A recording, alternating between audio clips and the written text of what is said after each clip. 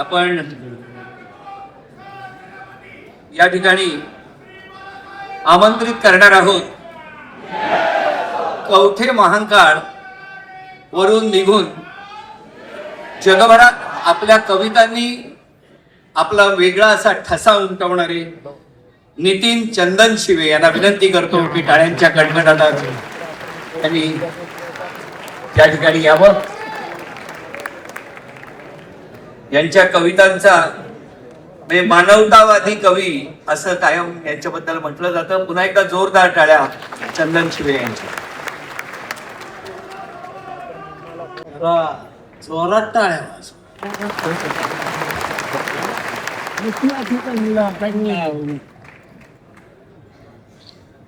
अंधार पडल्यावरच मला बोलवते.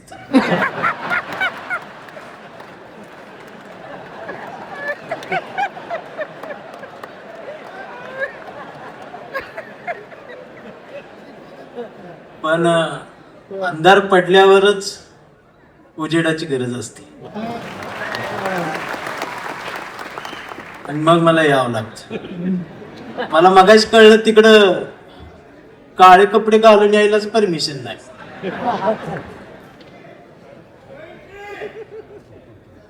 मग मला तर कसं बोलवते की मी सकाळपासून मला फोन लोक करतात कुठं आहे म्हटलं शिवसेनेच्या कार्यक्रमात. मला एकाच सुद्धा धाडस झालं नाही कुठल्या शिवसेनेत.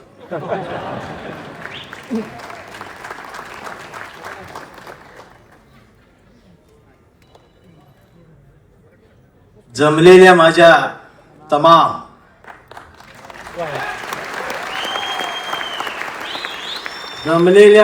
तमाम स्वाभिमानी वाघाच्या स्वाभिमानी शिवसैनिकांना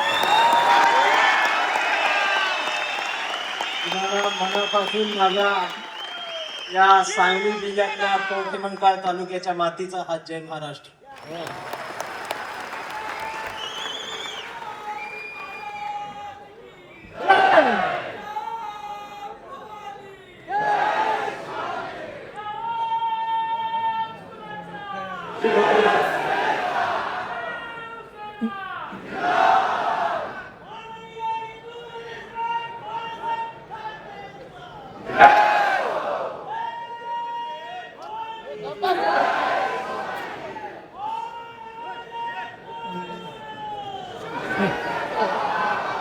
हा मला बोलू दे. मला बोलू दे. मला टाइम दिलाय त्यात तुमचा तुम्हीच घेतले कसं ह्याच्यामुळेच मी काळा पडले.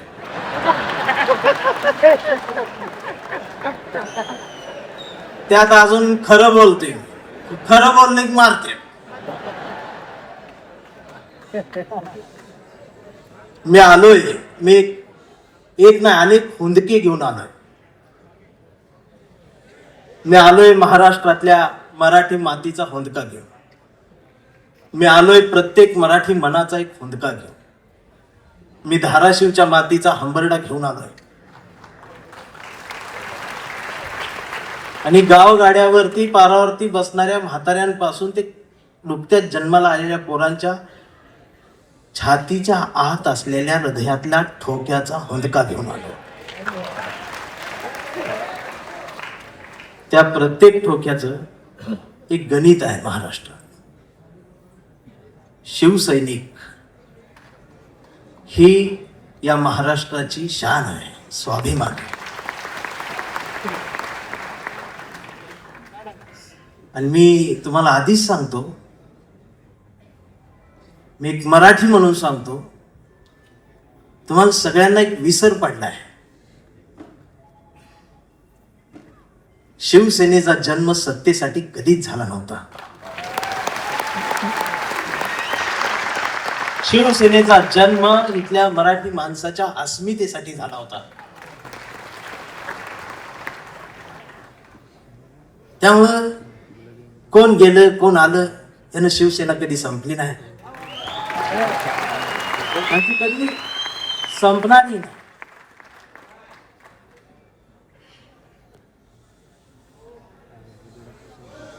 तुम्ही मराठी माणसासाठी लढलात.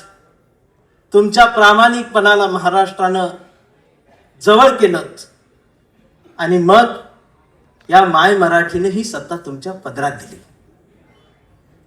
याचा विसर पडल्यामुळं बरीच गणित हल्लीत असं मला वाटतं.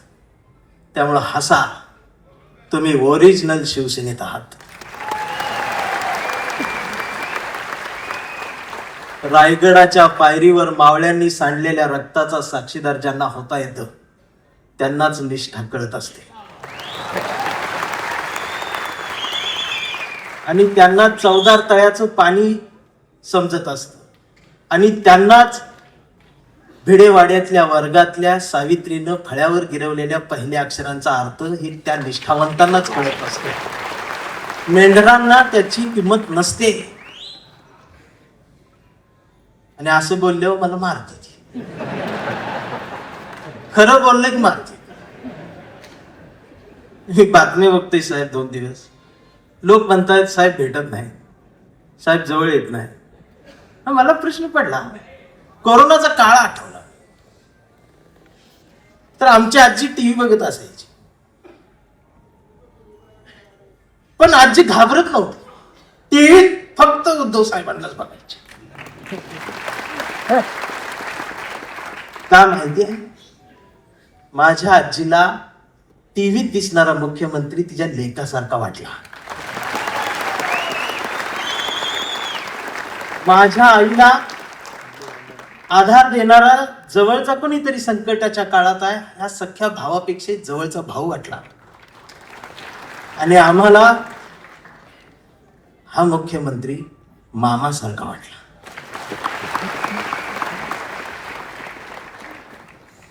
ही न भेटता सुद्धा नाती तयार झाली आणि तुम्हाला देवेंद्रचं देवा भाऊ होण्यासाठी 1,500 वाटावे लागले.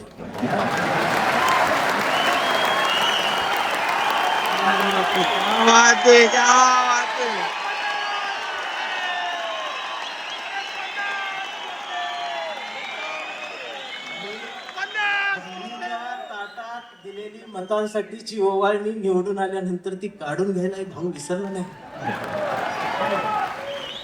तुम्ही भाऊ झालात असं बोलल्यावर मला मारते. नाही, ही टीका नाही.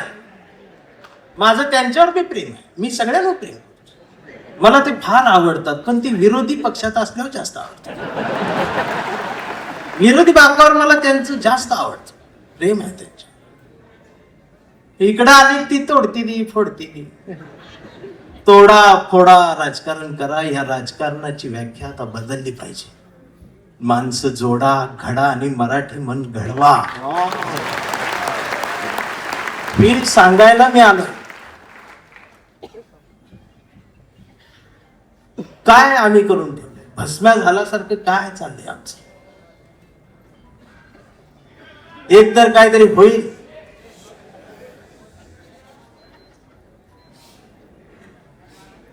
आम्ही 20 मार्काचं नागरिक शास्त्र शिकलेले आहोत.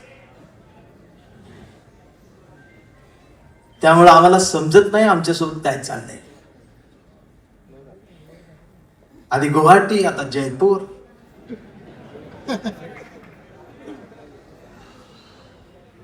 ह्यो मतदान केलेल्या प्रत्येक मतदाराचा अपमान आहे. लोकशाहीचा अपमान आहे. संविधानाचा अपमान आहे.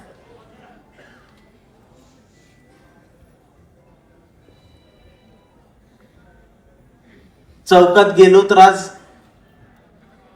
कोण म्हणते मी हिंदू, कोण म्हणते मी मुस्लिम.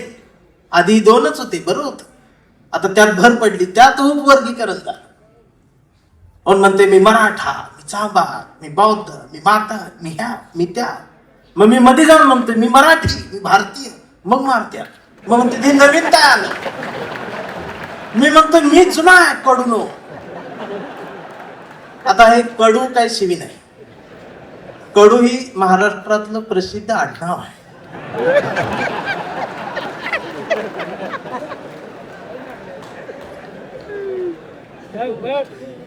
मी भारतीय म्हणल्यावर मारते. हे नवीन काल. मी म्हणतोय मी जुना आहे, तुम्ही नवीन. मग अजून ना भारतीय होऊन जगायला गेल्यानंतर मी मार खायला लागलो आणि काळा पडत मी गोराच होतो आधी. पण या महाराष्ट्राच्या राजकारणाला वळणावर आणि एका रेषेत वळुंबा लावून जर कोणी उभं केलं असेल तर ते आदरणीय बाळासाहेब ठाकरे. एक अस्मिता दे. मी सांगू, 2 मैत्रिणी रस्त्याने निघालेल्या होत्या आणि रस्त्यानं जाता जाता एकीच्या पायाला ठेच लागली. रस्त्यावरचा दगड धारदार होता. तिचा ठेच लागली, तिच्या अंगठ्याचं नख निघालं आणि रक्त भळभळ व्हायला लागलं. पण तिनं अंगठ्याकडे नाही बघितलं, तर दगडाकडे बघितलं आणि हसली पुढे निघाली. दुसरीनं बघितलं, म्हणाली, वेडे, एवढा मोठा दगड पायाला लागला आणि हसतेस काय? ती म्हणाली, जाऊ दे ग, दे सोडून. पुन्हा हसली.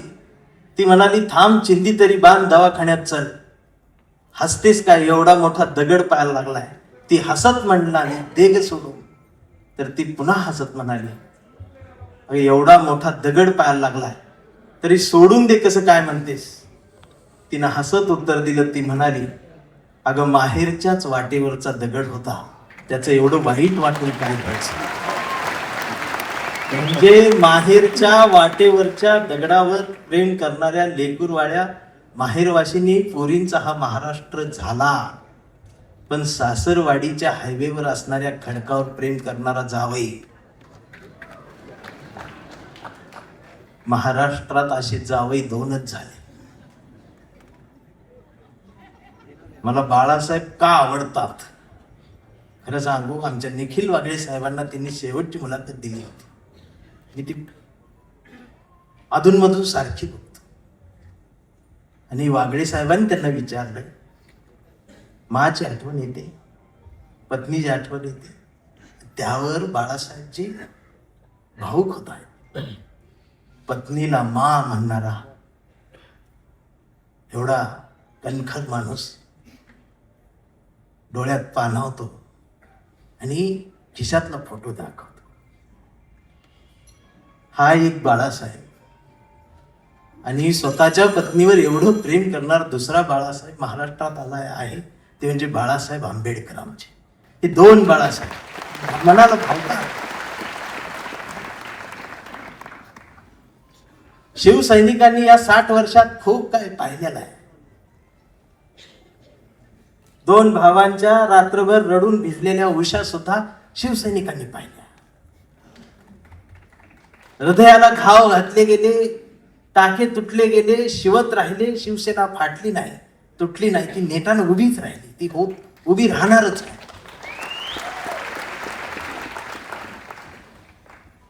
आणि मला माझ्याकडे आज बघितल्यानंतर बरेच मला म्हणतील की आज हा इकडं कसा, हा पुरोगामी चेहरा इकडं कसा? होय, मी आहे पुरोगामी, फुलेशाह आंबेडकरवादी, पण मी कट्टर नाही. माझं प्रतिगाम्यांवरती प्रेम आहे. माझं प्रत्येक माणसावर प्रेम आहे. माझं या देशावर प्रेम आहे, भारतावर प्रेम आहे, माय मराठी मातीवर प्रेम आहे. आणि मला फोन कोणाचा आलता माहित आहे? संजय राऊत साहेबांचा फोन.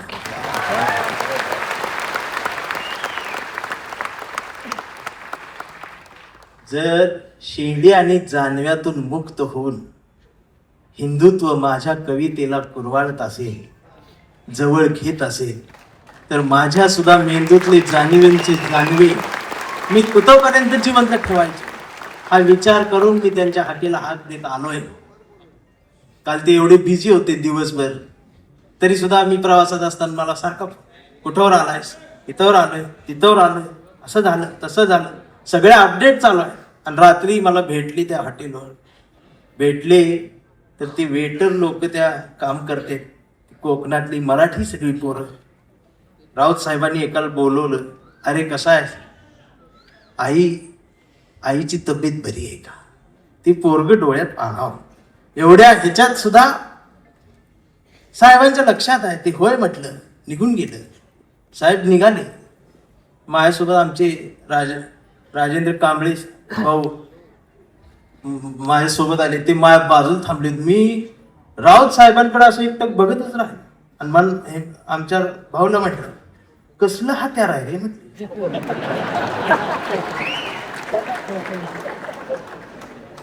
तर आमचं राजाभाऊ म्हटलं, धारदार आहे.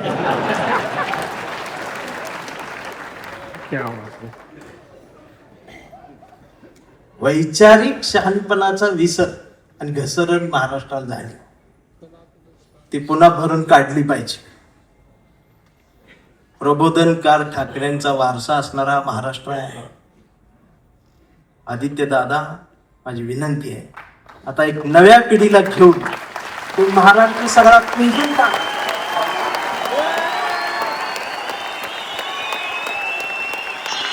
मुंबईत काय आहे काय नाही मला माहित नाही, पण मी महाराष्ट्र सगळ्या एसटीन फिरतोय. एसटीच्या खिडकीतून मी महाराष्ट्र बघतोय. गाव गाड्यावरती प्रबोधनकार ठाकरेंनी, बाळासाहेब ठाकरेंनी जे पेरलेलं आहे ते उगवलेलं आहे. त्याला जर त्यांच्या नातवानं पाणी घातलं ना,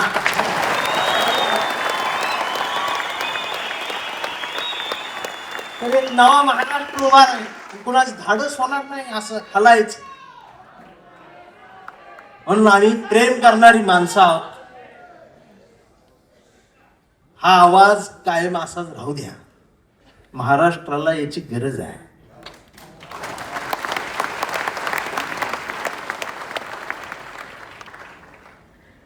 महाराष्ट्राला झाड तोडणाऱ्या माणसांची नाही, झाड वाचवणाऱ्या माणसाची.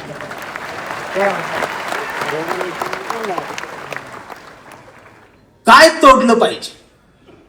भविष्य दाखवण्यासाठी पुढे आलेला हात तोडला पाहिजे. भविष्य बघण्यासाठी उघडलेला डोळा फोडला पाहिजे. आम्ही गाडगे बाबांचा खराटा सोडला आणि बागेश्वर बाबाचं बोट धरलं.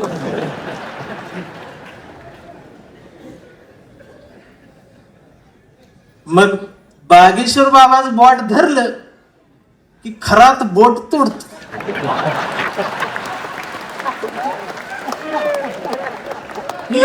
बोट तोडतो. याला अनामिका म्हणतात हे मला तेव्हा कळलं. नाहीतर मी करंगळी जवळच बोट एवढंच त्याला म्हटलं, हे बोट तोडते.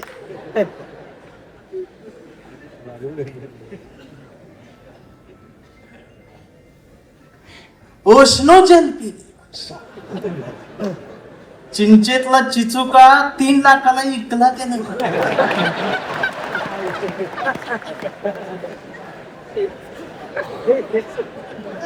म्हणून म्हटलं लय चांगलं झालं गेली ती, लय बरं झालं इथं नाहीच. आणि प्रबोधनकार ठाकरेंच्या वारशाजवळ ही असली नकोच. काम असल्यानं बरं. मी काल लातूर वर यायला लागलोय. मी धाराशिवच्या मातीला स्पर्श करून आलो. ओम दादा, मी त्यांच्या नावातली जी राजे आहे ना ती काढून टाका तुम्ही. ते राजे निंबाळकरांच्या ओमच्या पुढं हा राजे शब्द शोभून दिसत नाही. हा राजेचा शब्द आमच्या वाजेंच्या राजाभाऊंना शोभून दिसत असतो.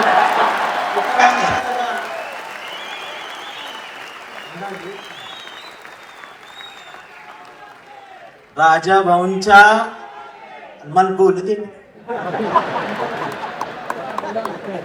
नंतर अजून वाघाची डरकाळी बाकी आहे. राजाभाऊंच्या डोळ्यातल्या अश्रूंनी निष्ठावंतांच्या मनावर फुंकर घातली. जो तुम्ही संस्कार दिला, हा संस्कार फक्त शिवसैनिकांसाठी नाही, या आमच्या पिढीतल्या येणाऱ्या कितीतरी पिढ्यांना तुमच्या डोळ्यातले अश्रू खूप काही शिकवून जातील. आम्हाला जोडायचं आहे, माणूस जोडायचा आहे. स्वतःला मूल होत नाही पण शेजाऱ्याला बोलवायचं.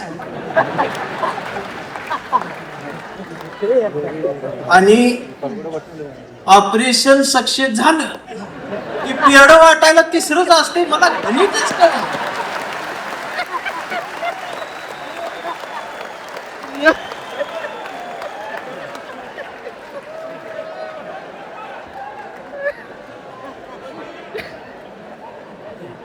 आमच्या अंबादास दाने माणसं जोडा. शिवसैनिक, भीम सैनिक, मान सैनिक, मराठी सैनिक, हिंदी सैनिक ही सगळी एकत्रित आहे. या मातीला गरज आहे स्वाभिमानाची. मी आता पण इथं मिळालो नसतो. मला तिकडं बोलवलं होतं इंग्लंडला. मी जाणार होतो रावसाहेब, पण ती आनंदात होतो. मला आणि बायकोला दोघांनी बोलवलं होतं. लय आनंदात होतो. बायकोन 2 ड्रेस मला शिवलं होतं. ती काय केम्ब्रिजला बोलवलं होतं. ती बायको आमची युट्यूबला रोज केम्ब्रिज टाकून बघायची. ती मला दाखवायची, इथं चहा घेऊ, इथं कॉफी. म्हटलं तू लिहून ठेव, गेल्यावर करू. मी इतका आनंदात होतो, त्या कडूनची भांडणं लागली. कोणाची? अमेरिका, इस्रायल आणि ती इराण. आणि माझा दौरा रद्द. इमानच उडत नाही. अजून काळा बर भांडणं त्यांची आणि दंगा इथं. या सोशल मीडियावर बघ आता अमेरिका असं करणार, इराण असं करणार, आता ट्रम्प काय गो बसते का, आमचं गेले, हे आले, ते आले. 15 दिवस यांनी दंगा केला. जेव्हा यांच्या घरातला गॅस संपला,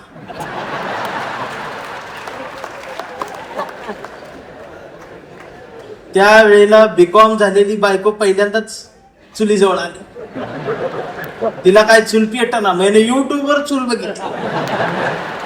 त्या युट्यूबवर याला फुकणी गावली. ह्यानं तिला फुकणी दिली. म्हटलं फुकायचं तू डोळ्यात बघायला. म्हटलं फुकायचं आहे. ती अशी फुकायला लागली. सगळा धूर गेला डोळ्या. मग तिनं अशी फुकणी याला फिरून मारली. याचा गुडघा फुटला. मग ही लंगडत लंगडत ती गॅसची टाकी घेऊन चौकात 4 किलोमीटरची लाईन. मग दिवसभर उन्हात थांबलं. फुटाफुटान थोडं सरकत गेलं. संध्याकाळी 5 वाजता याचा नंबर आला. आणि ती पुढं नंबर आल्यावर संध्याकाळी ती काउंटरवरची मुलगी म्हटली, DAC नंबर असेल तरच या. 45 दिवसानंतर बुकिंग होईल, 60 दिवसांनी मिळेल. याच्या लक्षात आलं 60 दिवस गुडघा पडला. त्यानं असं डोळं झाकलं. गार वाऱ्याची झुळूक आली. मग यो म्हटला, जगाला युद्धाची नाही, बुद्धाची. कधी चुलीत लाकडं गेल्या. अहो आमचं उपमुख्यमंत्री शिंदे साहेब सुद्धा टीव्हीवर पहिल्यांदाच नाव घेतलं. कधीच नाव घेतलं नव्हतं बुद्धाचं. ते सुद्धा पत्रकार परिषदेत म्हटले, जगाला युद्धाची नाही, बुद्धाची. बायकोन मला बघितलं, नको काय म्हणते. मी बघितलं तर ते खरंच म्हणत होते बुद्धाची गरज आहे. मग मी डोकसं खात म्हटलं, ह्यांच्या काही घरातला गॅस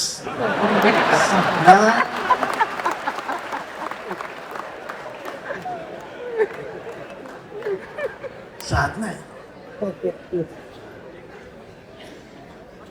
अहो काय चाललंय का आमचं? आम्ही काय घ्यायला पाहिजे? आम्हाला चांगल्याच्या मागे जात आहेत. राऊत साहेबांचं काल शब्द इकडे तिकडे झालं, लगेच अश्लील म्हणले, हे म्हणले. आणि फेक अकाउंट काढून ठेवले तुम्ही. ते अकाउंट देशपांडे नावा आणि शिवाय बहिणी बदल. हे देशपांड्यांचा अपमान नाही का महाराष्ट्रात? ही जी जमात वाढवून ठेवल्या ना तुम्ही सत्तेसाठी, एक दिवस तुमच्या घरातल्या अब्रूला हात घालल ना. त्यावेळी तुम्हाला आमची आठवण येते. खराचं प्रकरण ज्यावेळी टीव्हीवर आलं, महाराष्ट्र हादरला. त्यावेळेला महाराष्ट्राच्या मनात नाही तर अख्ख्या देशाच्या मनात एकच नाव आलं, डॉक्टर नरेंद्र दाभोळकर. खऱ्यापणाने लढणारी माणसं महाराष्ट्रात तेव्हाही होती, आजही आहे, उद्याही असतील. आणि शिवसेना कायम खऱ्या माणसांसोबत मैदानात आहे, ती उद्याही राहणार आहे, ती संपणार नाही. फक्त माझी विनंती आहे, मला दिसते बरं का, मला काय भविष्य कळत नाही, पण मला दिसते लवकरच तुम्ही मी सत्तेत आहे. फक्त माझी विनंती साहेब एवढीच आहे, जेवढी गेले ते त्यातलं परत यायला बघत्या घेऊ नका.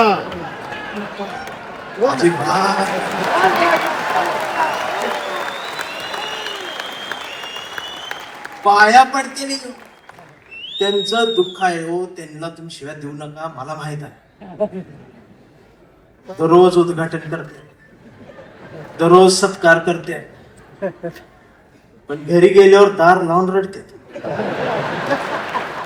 ते मग तर मलाच माहिती, दार लावून साहेबांचं नाव घेऊन रडते. मी म्हणते त्यांना, मी येऊ खांदा द्यायला नको,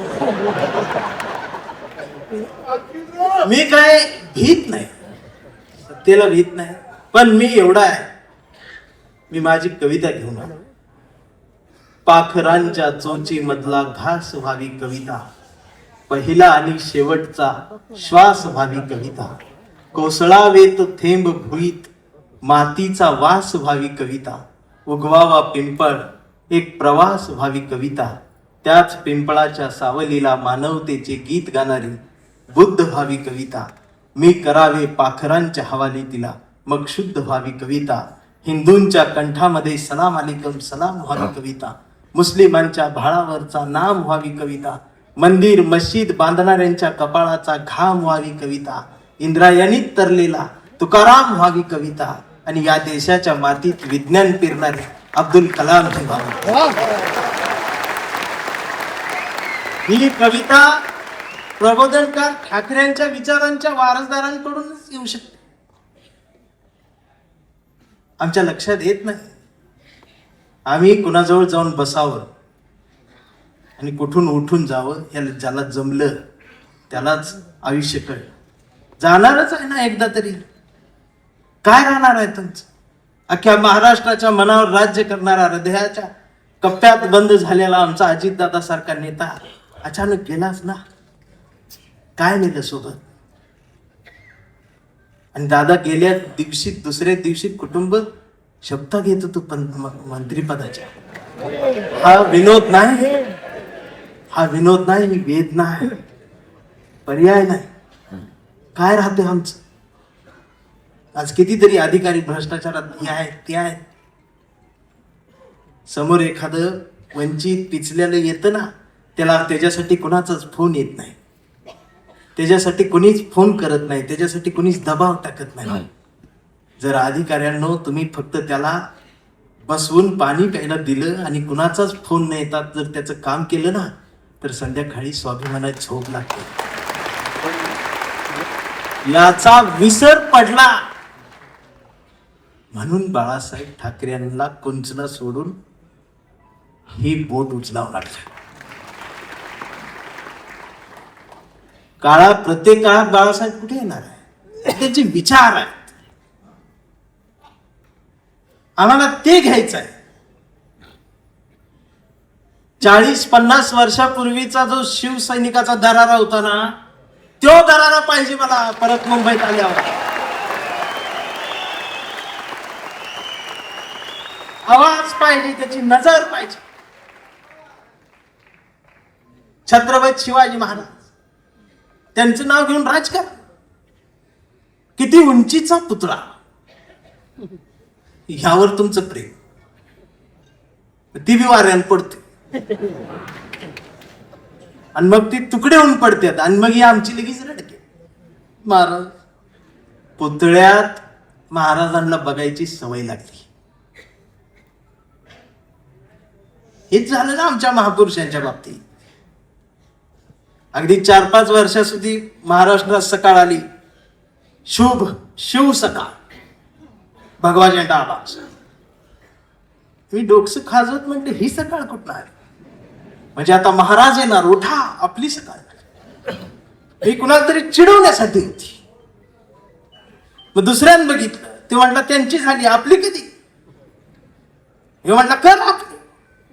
मग निळा झेंडा शो भीम सका 11 वाजता, शिव सकाळ भीम सकाळ, शिव सकाळ भीम सकाळ. तिसरा एक जागा झाला, म्हणलं आमची घ्या पिवळा झेंडा शोभ लहू सकाळ.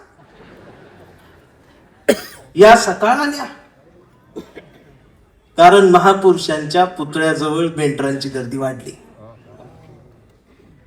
पुतळ्याजवळ वाढलेली मेंढरांची गर्दी जोपर्यंत पुस्तकांजवळ विचारांजवळ येणार नाही तोपर्यंत यांना काय कळणार आहे. रात्रीचे 1:30 वाजता आमदार शिव्या देत फोन करून त्या प्रकाशकाला. मी ऐकली ती ऑडिओ. 8 मिनिटात 36 शिव्या आहेत.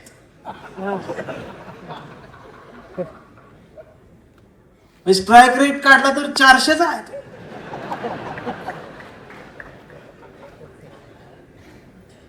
मला त्याचं वाईट नाही वाटलं, पण त्यांच्या घरी त्यांच्या मिसेस आहे, आई आहे, मुलगी आहे, ही नीट बोलत असत. आणि बाळासाहेब असते तर मातोश्रीवर बोलवून 400च्या स्ट्राईक रेट ना. बाळासाहेब नसल्यावर काय झालं, तुमच्या मनगटात तो विचार आहे ना, तो स्वाभिमान जिवंतच ठेवा. ही गरज आहे. आणि खरं सांगू आदित्य दादा, गावगाड्यावर, शहराच्या चौकात, झोपड्यांमध्ये एक हुंदका आहे, एक हंबरडा आहे, जो राम कृष्ण हरी माऊली म्हणत एखाद्या नव्या ठाकरेची वाट बघत बसला.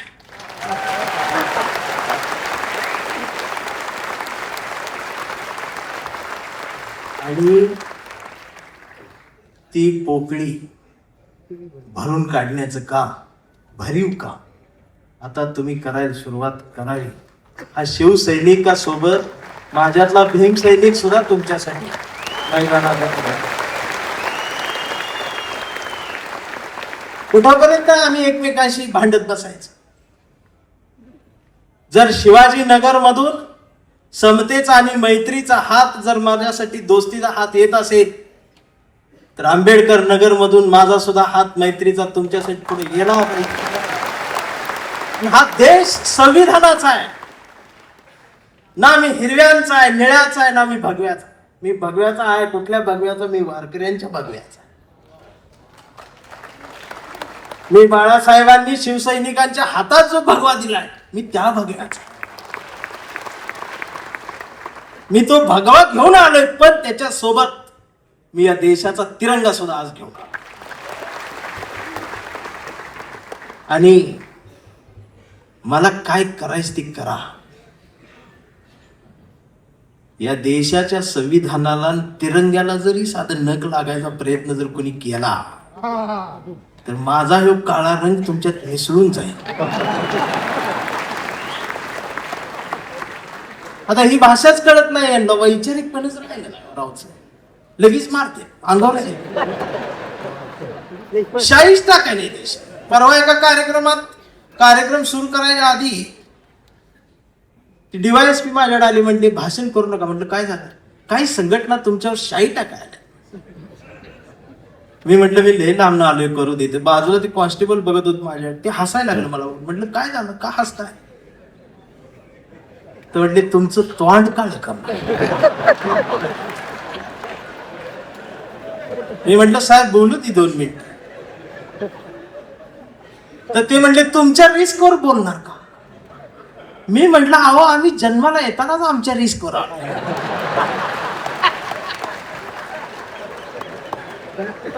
मी भाषणाची सुरुवात केली. म्हटलं जे कोणी शाही टाका आले त्यांना विनंती एवढी आहे, म्हटलं तुम्ही चुना आणा. अजून काय कळलं?